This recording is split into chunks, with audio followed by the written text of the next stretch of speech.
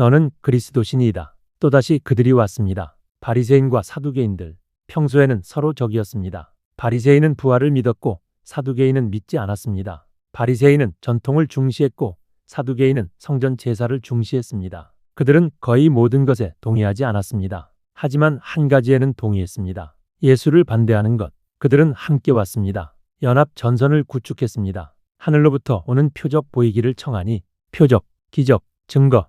그들은 이미 수많은 기적을 봤습니다. 병 고침, 귀신 쫓아냄, 떡으로 수천 명을 먹이심. 하지만 충분하지 않았습니다. 이제 그들은 하늘로부터 오는 표적을 원했습니다. 아마도 불이 하늘에서 내려오는 것, 천둥과 번개, 극적이고 부인할 수 없는 것. 하지만 진짜 동기는 믿기 위함이 아니었습니다. 시험하기 위함이었습니다. 덫을 놓는 것. 예수님은 하늘을 바라보셨습니다. 그리고 말씀하셨습니다. 너희가 저녁에 하늘이 붉으면 날이 좋겠다 하고 아침에 하늘이 붉고 흐리면 오늘은 날이 굳겠다 하나니. 농부의 지혜였습니다. 하늘을 보고 날씨를 예측하는 것. 모두가 아는 것. 너희가 날씨는 분별할 줄 알면서 시대의 표적은 분별할 수 없느냐. 날카로운 지적이었습니다. 그들은 구름을 읽을 수 있지만 예언을 읽지 못했습니다. 하늘을 관찰하지만 메시아를 알아보지 못했습니다. 악하고 음란한 세대가 표적을 구하나 요나의 표적밖에는 보여줄 표적이 없느니라. 요나의 표적.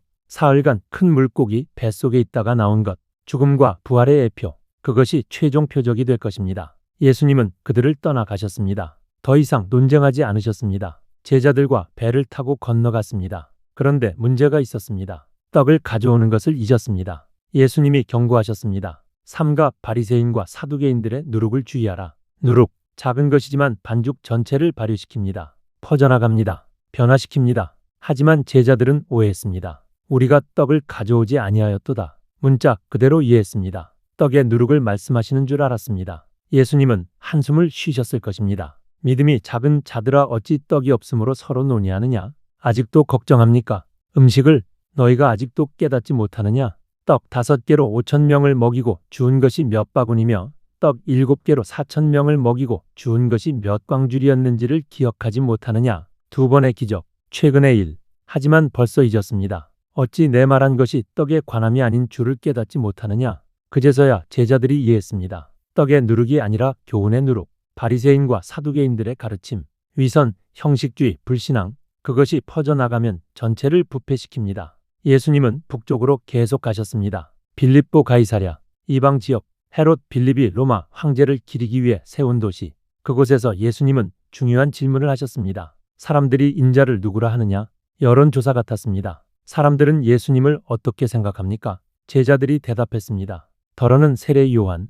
헤롯의 생각이었습니다. 죽은 요한이 다시 살아났다고. 더러는 엘리야, 구약의 위대한 선지자. 불 전차를 타고 승천한 자. 메시아 전에 돌아올 것이라는 예언. 어떤 이는 예레미야나 선지자 중에 하나라 하나이다. 존경의 표시였습니다. 하지만 충분하지 않았습니다. 선지자는 메시아가 아닙니다. 그리고 예수님은 시선을 제자들에게 고정하셨습니다. 질문이 개인적이 되었습니다. 너희는 나를 누구라 하느냐? 침묵이 흘렀습니다. 결정의 순간이었습니다. 시몬 베드로가 앞으로 나섰습니다. 충동적이고 열정적인 베드로. 그의 입이 열렸습니다. 주는 그리스도시요 살아계신 하나님의 아들이시니이다. 완벽한 고백이었습니다. 두 부분으로 이루어진 그리스도, 기름 부음받은 자, 메시아, 오래 기다려온 구원자, 살아계신 하나님의 아들, 단순한 인간이 아니라 신적 존재.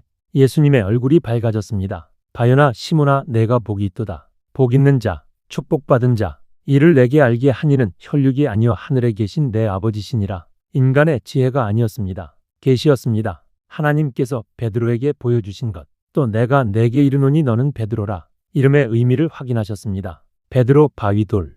내가 이 반석 위에 내 교회를 세우리니. 이 고백 위에, 이 진리 위에 예수는 그리스도시요 하나님의 아들.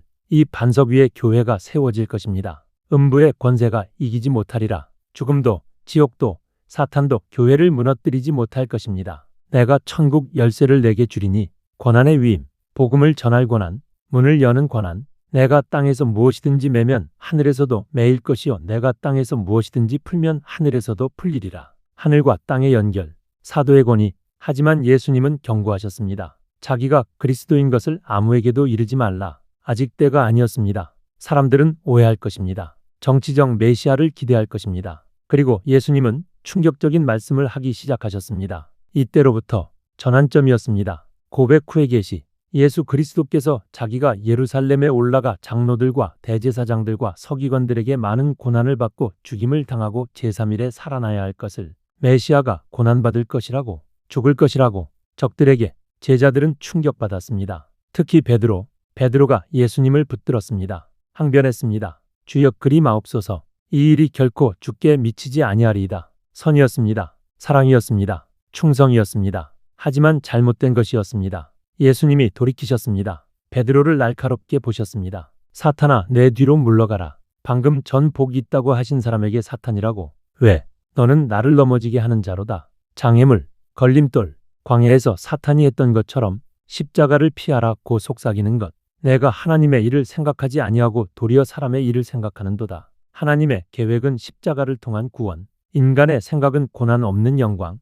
예수님은 제자들을 향해 돌아서셨습니다. 모두에게 말씀하셨습니다. 누구든지 나를 따라오려거든 자기를 부인하고 자기 십자가를 지고 나를 따를 것이니라. 제자됨의 비용, 3가지 요구. 첫째, 자기를 부인하라. 자기 중심적 삶을 포기하라. 둘째, 자기 십자가를 지라. 모두가 십자가가 무엇인지 알았습니다. 죽음의 도구, 고난의 상징. 셋째, 나를 따르라. 예수님의 길은 십자가의 길입니다. 누구든지 제 목숨을 구원하고자 하면 잃을 것이요 누구든지 나를 위하여 제 목숨을 잃으면 찾으리라. 역설이었습니다. 움켜쥐면 잃고 내주면 얻습니다. 사람이 만일 온 천하를 얻고도 제 목숨을 잃으면 무엇이 유익하리요? 전 세계 vs 영혼, 비교가 안 됩니다. 사람이 무엇을 주고 제 목숨과 바꾸겠느냐? 영혼은 값을 매길 수 없습니다. 인자가 아버지의 영광으로 그 천사들과 함께 오리니 그때에 각 사람이 행한 대로 갚으리라. 심판의 날, 보상의 날, 모든 것이 드러날 날. 진실로 너희에게 이르노니 여기 서 있는 사람 중에 죽기 전에 인자가 그 왕권을 가지고 오는 것을 볼 자들도 있느니라. 신비로운 말씀이었습니다. 변화산의 경험을 가리키는 것일까요? 부활을 말씀하시는 것일까요? 성령강림을, 아니면 예루살렘의 멸망을? 하루 사이에 모든 것이 바뀌었습니다. 아침에 베드로는 주는 그리스도시니이다 라고 고백했습니다. 복 있는 자가 되었습니다. 반석이 되었습니다. 저녁에 베드로는 사탄아 라는 책망을 들었습니다. 걸림돌이 되었습니다. 고백과 실패, 계시와 오해, 영광과 십자가. 제자의 길은 쉽지 않습니다. 예수님의 길은 십자가로 가는 길입니다. 그리고 제자도 같은 길을 가야 합니다. 하지만 그 끝에 부활이 있습니다. 제3일에 영광이 있습니다. 당신은 예수님을 누구라 합니까? 사람들이 하는 말을 따릅니까? 아니면 하나님의 계시를 받았습니까? 그리고 당신은 따를 준비가 되었습니까? 십자가를 지고